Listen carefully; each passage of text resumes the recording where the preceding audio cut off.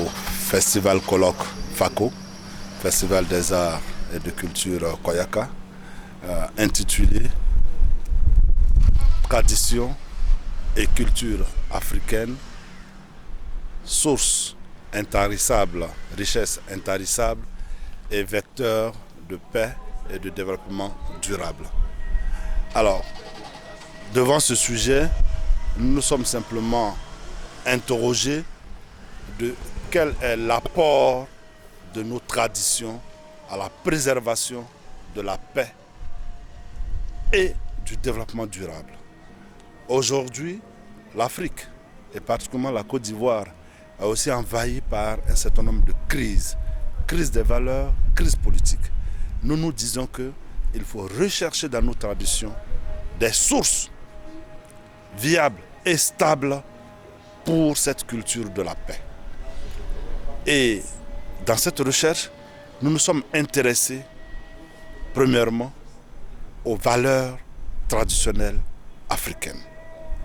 Nous avons vu que l'Afrique connaît au niveau de ses pratiques rituelles, au niveau de ses pratiques cultuelles, au niveau de ses pratiques culturelles, des modes de fonctionnement depuis la nuit des temps qui sont encore répétitifs et instructifs aujourd'hui.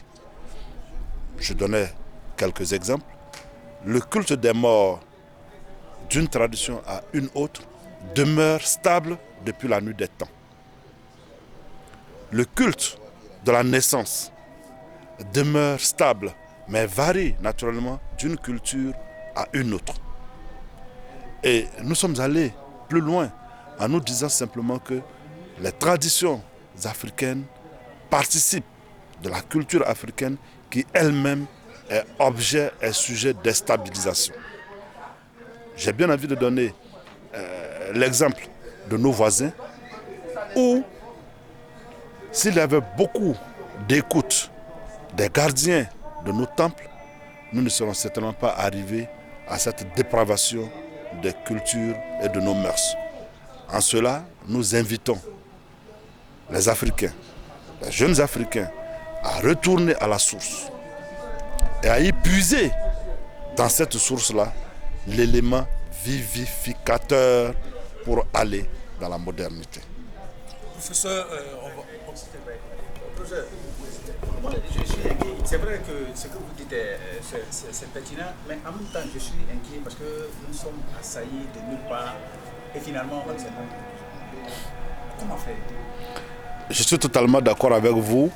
Aujourd'hui, avec la modernité, aujourd'hui, avec tout ce qu'il y a comme réseau Internet, tout ce qu'il y a comme réseaux sociaux, on se demande où trouver la bonne graine. Et pourtant, la bonne graine existe.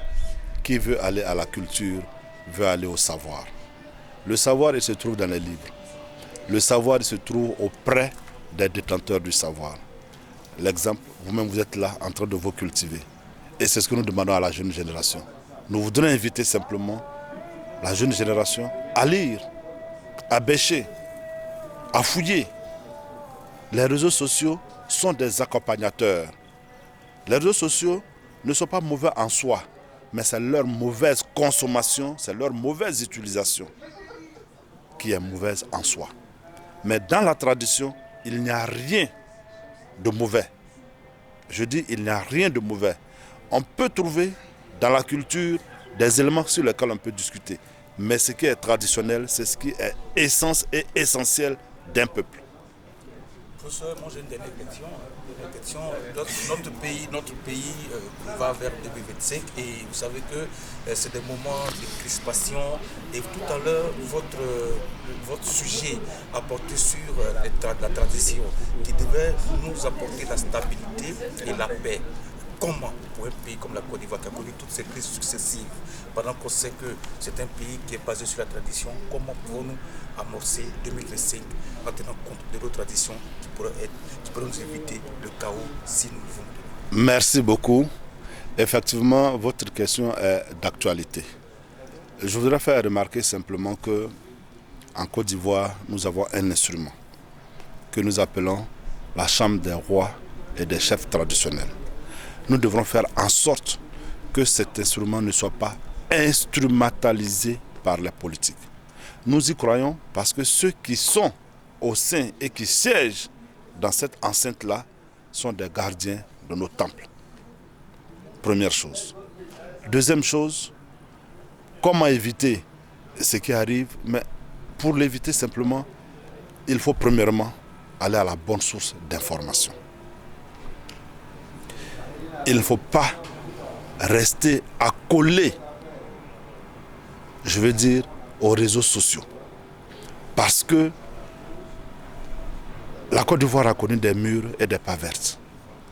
Mais tout cela dénote parfois de la désinformation. Deuxièmement, nous venons de sortir de la révision de la liste électorale. Mais le gouvernement le fait pour éviter de le faire la veille des élections où il y aura des tensions. Cela permet, dans la continuité du programme de la CEI, de faire en sorte d'avoir une liste électorale assez fiable. Malheureusement, les résultats escomptés n'ont pas été atteints. Je pense qu'on n'a pas eu les 4 millions de nouveaux électeurs. Comment? Voilà. Nous attendons les derniers chiffres, certainement on sera autour du million, parce que les 800 000 c'était avant comment on appelle, la dernière vague. Voilà. C'est dire que l'Ivoirien accorde moins d'intérêt aujourd'hui certainement à la politique. Mais ce sont les gardiens du temple, ce sont nos chefs traditionnels, ce sont nos hommes politiques qui devraient aller davantage vers ce peuple-là avec un discours de paix. Un discours de paix. Parce que, figurez-vous, chers frères, chères sœurs, il n'y a de développement que lorsque il y a une paix, et une paix durable. Et la culture et la tradition nous donnent la paix. Je donne un exemple banal. À l'origine des sociétés africaines, à part les guerres d'extension des peuples, chaque peuple vivait dans un oasis de paix. Simplement parce que ce peuple-là respectait ses traditions à lui-même. Et lorsque vous ne les respectez pas, on vous amenait sur la place publique, sous l'arbre à palabres, et on vous faisait la leçon, et vous retournez chez vous, et vous apprenez encore à vivre en paix avec vos voisins, vos populations.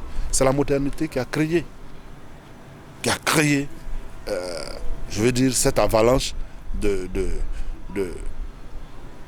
vie moderne tenue par une forme d'égoïsme. Je veux tout pour moi et moi seul et mépriser les autres. Et l'Afrique traditionnelle, c'est le partage, c'est la solidarité, c'est l'entraide.